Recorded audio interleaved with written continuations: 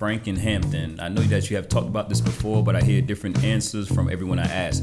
What drinks are acceptable for me to have during my fasting window? Can I have black coffee with cream? Okay, so here's what I decided to do, because we literally get this question all the time. I mean, we are getting it so often. Pretty much every week. That every week we got somebody asking this question. So I decided to make a chart, and here's how I made it. So here's what it looks like.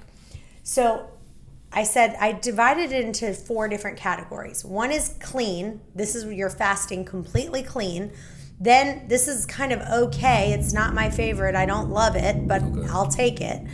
Then I'm like, this is your crutch.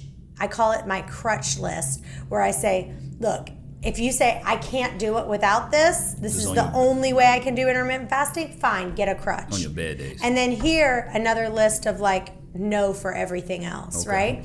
So for the clean foods, for the clean drinks, I put unsweetened tea, black coffee, water, and apple cider vinegar. Okay, coffee. So then for the okay drinks, I put diet soda, diet vitamin water, flavored LaCroix, and Crystal Light. Crutch drinks are coffee with heavy cream, half and half, bone broth, unsweetened almond milk, unsweetened coconut milk, and water with 2 whole lemons. So he's in the crutch category. I put all those in the crutch category.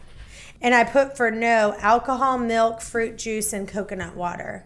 I do want to say this. So, you know, tea and coffee obviously do have caffeine unless you take the decaffeinated one. But if you have small amounts of tea, you should be fine. But large amounts of caffeine can affect your insulin.